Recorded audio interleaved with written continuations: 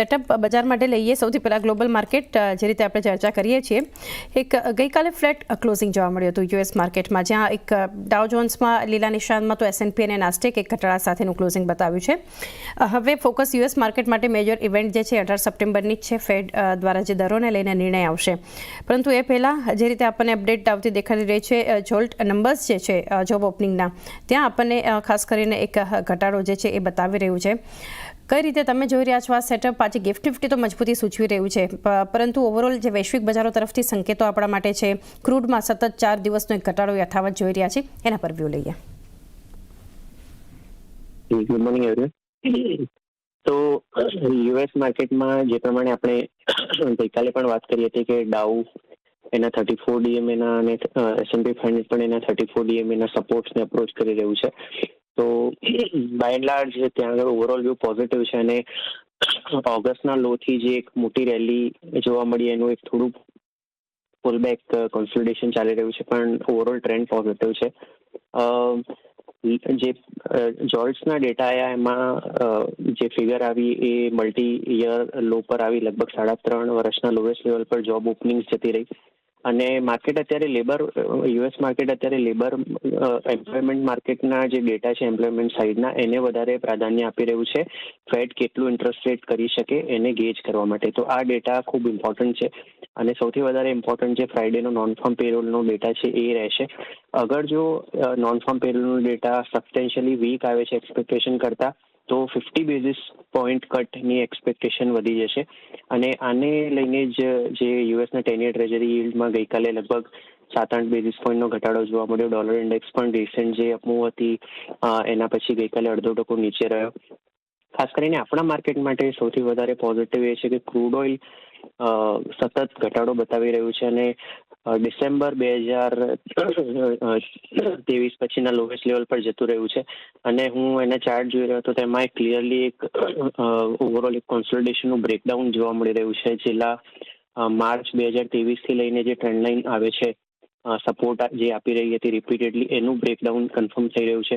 તો આ લેવલ પર અગર જો વીકલી ક્લોઝ આવે છે તો ક્રૂડ ઓઇલ માટે ખૂબ બેરિશ ફોર્મેશન કન્ફર્મ થશે અને એ કેસ આપણા માટે ડેફિનેટલી પોઝિટિવ છે. અને ક્યાંક ને ક્યાંક આ જ એક રીઝન હતું જેણે આપણને ગઈકાલના માર્કેટમાં પણ નીચેના લેવલથી રિકવર થવામાં મદદ કરી. તો એ આપણા માર્કેટ માટે ડેફિનેટલી પોઝિટિવ છે અને ક્યાંક ને ક્યાંક એટલે જ ગિફ્ટ નિફ્ટી હજી પણ આપણા માર્કેટ માટે બીજા 100 પોઈન્ટની ગેપ અપ ઓપનિંગ સજેસ્ટ કરી રહ્યું છે. જી, ઓવરઓલ એક વ્યૂ જે માર્કેટ માટે આપણે બનતા જોઈ રહ્યા છીએ આજ માટેના આ સેટઅપને ધ્યાનમાં રાખીને. એની સાથે જ પ્રદીપ, એફઆઈએસ અને ડીઆઈએસ ફરી પોઝિટિવ ડીઆઈએસ કરતાં વધારે ખરીદદારી બતાવી રહ્યા છે. 975 કરોડની ખરીદદારી કરી છે કેશમાં, તો ડીઆઈએસ તરફથી 97 કરોડ આસપાસની ઇક્વિટીઝમાં આપણે ખરીદદારી જોઈ રહ્યા છીએ. પરંતુ વાયદા કારોબાર નેગેટિવ છે. ઇન્ડેક્સ અને સ્ટોક ફ્યુચર બંને બાજુ એક સેલિંગ છે. 1333 કરોડ ઇન્ડેક્સમાં તો લગભગ 5500 કરોડથી વધુનું સેલિંગ આપણે સ્ટોક ફ્યુચર્સમાં બતાવી રહ્યું છે. તો કઈ રીતે હવે વ્યૂ આપ બનતો જોઈ રહ્યા છો આ ફિગર્સ પર? કેશ માર્કેટમાં એફઆઈએસની જે બાઇંગ છે એ કન્ટિન્યુ કરી રહી છે. ગઈકાલે પણ 975 કરોડ એટલે લગભગ 4 આંકડાની નજીકનું બાઇંગ આપણને જોવા મળ્યું અને સતત 5મો દિવસ હતો જ્યારે એફઆઈએસ તરફથી નેટ બાઇંગ જોવા મળ્યું. તો કેશ સેગમેન્ટમાં ફ્લોઝ એફઆઈએસના પોઝિટિવ છે. જો ઇન્ડેક્સ ફ્યુચર અને સ્ટોક ફ્યુચર બેઉમાં ગઈકાલે એક સારી એવી સેલિંગ જોવા મળી. ઇન્ડેક્સ ફ્યુચરમાં 1333 કરોડ અને સ્ટોક ફ્યુચરમાં 5540 કરોડની નેટ સેલિંગ એફઆઈએસ તરફથી જોવા મળી. હવે આ જે સેલિંગ થઈ એના હિસાબે ઇન્ડેક્સ ફ્યુચરમાં જે એફઆઈએસનું જે લોંગ એક્સપોઝર છે એ 67%ની આજુબાજુ આવી ગયું છે. એ સિરીઝની શરૂઆતમાં 70% હતું. તો કોઈ મેજર એટલો બધો ફેર નથી, હજી પણ એફઆઈ સબસ્ટેન્શિયલી લોંગ છે.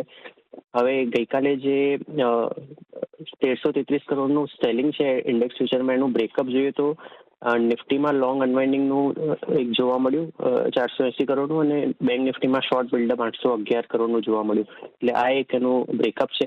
તો ક્લિયરલી ફ્લોઝની દ્રષ્ટિએ જોવા જઈએ તો કેશ સેગમેન્ટમાં પોઝિટિવ છે, ઇન્ડેક્સ ફ્યુચર અને સ્ટોક ફ્યુચરમાં નેગેટિવ છે. તો ફ્લોઝ કન્સિડરિંગ કહી શકાય કે એફઆઈએસ તરફથી મિક્સ જોવા મળી રહ્યા છે. જી, તો અહીંયા પણ એક મિક્સ્ડ ફ્લોસ આપણે જોઈ રહ્યા છીએ, કારણ કે કેશ પોઝિટિવ ખરીદારી બતાવી રહ્યું છે અને સામે ઇન્ડેક્સ સ્ટોક જે છે નેગેટિવ છે વાયદા કારોબારમાં ફિગર્સ. પરંતુ હવે આજની એક્સપાયરી ફોકસમાં રહેશે નિફ્ટી માટે પ્રદીપ, તો ત્યાં એક સ્ટ્રેટેજી બનાવીએ. ગઈકાલનું ક્લોઝિંગ છે સ્પોટમાં 25,198 આ લેવલ્સ પર ક્લોઝિંગ આપ્યું છે અને પરંતુ એક જોઈએ 10 ડેમાંથી બજારમાં એક કહી શકાય કે ફરી એક એન્ટ્રી પણ જોવા મળી અને નીચલા લેવલ્સથી રાધર એક રિકવરી સાથે બજારે આપણને ક્લોઝિંગ આપ્યું હતું. ભલે ઘટાડો હતો, ગ્લોબલ માર્કેટ તરફથી આપણે જે રીતે એક ન્યુટ્રલ સંકેતોનું એક ચર્ચા કરી, સાથે કોલ રાઇટર્સ અને પુટ રાઇટર્સ જોઈએ નિફ્ટી માટે, જે સ્ટ્રાઇક 25,300, 25,350, ઇનફેક્ટ 25,400ના ઝોન પર કોલ રાઇટર્સ આપણને દેખાયા. તો નીચેની તરફ 25,100 અને 25,000 આ ઝોનમાં આપણને પુટ રાઇટર્સ અને સાથે 25,200 પર પણ જોવા મળ્યું હતું. તો કઈ રીતે હવે તમે જોઈ રહ્યા છો આગળ એક શક્યતા છે કે કદાચ એક નિફ્ટી આઈટી આજે રિકવરી બતાવે તો એક સપોર્ટ નિફ્ટી માટે રહેશે, પરંતુ લેવલ્સ કયા ધ્યાનમાં રાખવા જોઈએ એક્સપાયરીને લઈને? તો ગઈકાલે ગિફ્ટ નિફ્ટી મોટી ગેપડાઉન ઓપનિંગ સજેસ્ટ કરી રહ્યો હતો, ત્યારે પણ આપણે આ ગેપડાઉન ઓપનિંગમાં બાય કરવાની સલાહ આપી હતી અને સપોર્ટ જે ઝોન આપણે મેન્શન કર્યો હતો એ 25,100, 25,050નો હતો અને 25,083નો બોટમ બનાવીને ત્યાંથી એક રિકવરી જોવા મળી. તો ગઈકાલનું જે આ બોટમ છે 25,083 એ મારા હિસાબે આર્લી ચાર્ટ્સ પર ઇમ્પોર્ટન્ટ સપોર્ટ બની જાય છે. એ બ્રેક થાય છે તો પછી આર્લી ચાર્ટ્સ પર એક સેલ કન્ફર્મ થશે. તો હજી પણ આ સપોર્ટને ધ્યાનમાં રાખીને આપણે નિફ્ટીમાં ઓવરઓલ પોઝિટિવ વ્યૂ હોલ્ડ કરીશું. અને ઓન ધ હાયર સાઇડ આજની ગેપઅપ ઓપનિંગ પછી 25,333ના જે સોમવારના ટોપ બન્યા હતા એ નજીક આવી જશે. તો એક ઇમિડિયેટ ટાર્ગેટ અથવા રેઝિસ્ટન્સ જરૂર રહેશે અને 25,333ની ઉપર નિફ્ટી ચાલે છે તો પછી 25,600ના નેક્સ્ટ ટાર્ગેટ આવશે. તો ઓવરઓલ વ્યૂ પોઝિટિવ, 25,083ના સ્ટોપ લોસ સાથે બાય. ઓકે, તો એક ઓવરઓલ એક વ્યૂ પોઝિટિવ ખરીદારી માટે નિફ્ટી માટે બનતો દેખાડી રહ્યો છે. નિફ્ટી બેંકની સ્ટ્રેટેજી હવે 51,400 આ લેવલ્સ પર આપણને ક્લોઝિંગ નિફ્ટી બેંકે ગઈકાલે બતાવ્યું છે. હવે નિફ્ટી બેંક એક પોઝિશનલ કમ્ફર્ટ આપણને ત્યાંથી એક મળતો દેખાડી રહ્યો છે. એની સાથે કોલ રાઇટર્સ જોઈએ કે ગેપડાઉન બાદ 51,400, 51,500 પર કોલ રાઇટર્સ વધારે જોવા મળ્યા હતા, સાથે 52,000, 52,500ની આ સ્ટ્રાઇક પર પણ એક વધારે કોલ રાઇટર્સનો ઝોન હતો. નીચેની તરફ પુટ રાઇટર્સ જે મહત્વના હતા 51,400, 51,000, 50,500ની સ્ટ્રાઇક પર પ્રદીપ. તો કઈ રીતે નિફ્ટી બેંક માટેનું હવે તમે પરફોર્મન્સ જોઈ રહ્યા છો લેવલ સાથે?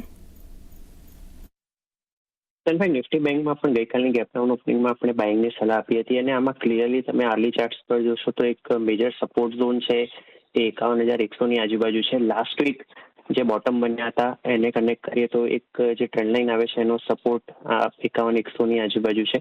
તો આ સ્ટોપ લોસ સાથે આપણે લોંગ હોલ્ડ કરીશું, પોઝિટિવ વ્યૂ હોલ્ડ કરીશું અને ઓન ધ હાયર સાઇડ 51,940 જે ઓલ ટાઈમ હાઈ બન્યા પછી ફોલ જોવા મળ્યો ઓગસ્ટ મહિનામાં, એનું 61.8% રિટ્રેસમેન્ટ લેવલ છે, એ નેક્સ્ટ ટાર્ગેટ રહેશે. ક્રૂડ ઓઇલના બેનિફિશિયરી પેઇન્ટ સેક્ટરમાંથી એશિયન પેઇન્ટ્સ પહેલી બાઇંગ રહેશે. એશિયન પેઇન્ટ્સ ના કેવલ શોર્ટ ટર્મ પણ એના લોંગર ટર્મ ચાર્ટ્સ પર પણ એક મેજર બ્રેકઆઉટ કન્ફર્મ કરી રહ્યો છે. ગઈકાલનો ક્લોઝ 3232 છે. 3140નો સ્ટોપ લોસ રાખી 3360ના ટાર્ગેટ માટે એશિયન પેઇન્ટ્સને લઈ શકાય. દીપક ફર્ટિલાઇઝર બીજી પીક રહેશે. એક નેરો રેન્જમાં કોન્સોલિડેશન 5-6 દિવસ કર્યા પછી ગઈકાલે આર્લી ચાર્ટ્સ પર એક ફ્રેશ બ્રેકઆઉટ કન્ફર્મ થયા છે. 1,092નો બંધ છે. 1,060નો સ્ટોપ લોસ રાખી 1,140ના ટાર્ગેટ માટે દીપક ફર્ટિલાઇઝરને લઈ શકાય. બે રેકમેન્ડેશનમાં 3 થી 4 દિવસનો ટાઈમ ફ્રેમ અને આ બે સ્ટોક અમે અમારા ક્લાયન્ટ્સને પણ રેકમેન્ડ કરેલા છે. એક છે આપણે ગઈકાલના સેશનમાં જોયું જેકે સિમેન્ટ, આપણે જોયું કે કન્ટિન્યુઅસલી સ્ટોક લાઈફ ટાઈમ હાઈની ટેરિટરીની આસપાસ આવતો જોવા મળ્યો છે અને સ્ટોકનો ફ્રેશ બ્રેકઆઉટ જોતા મળ્યો છે. આરએસઆઈ ઘણી સ્ટ્રોંગ છે, હાયર હાઈસ ને હાયર લોઝ બનાવતો જોવા મળ્યો છે.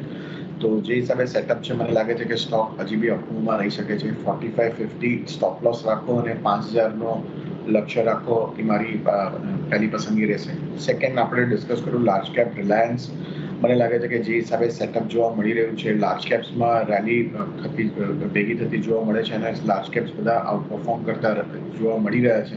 તો રિલાયન્સનું કાઉન્ટર ઘણું સ્ટ્રોંગ લાગી રહ્યું છે મને અને જે હિસાબે સેટઅપ છે એમને જણાવ્યું આગળ પણ 2985 ઇમિડિયેટ સપોર્ટ.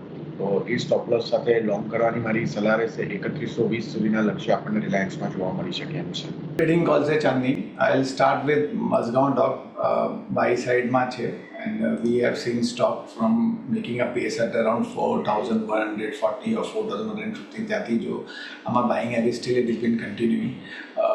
પ્રેઝન્ટ ભાવે તમે બાય કરી શકો four the target of 5100. Stop લોસની વાત કરું તો 4550 નેક્સ્ટ સ્ટોપ લોસ રાખીને ચાલો.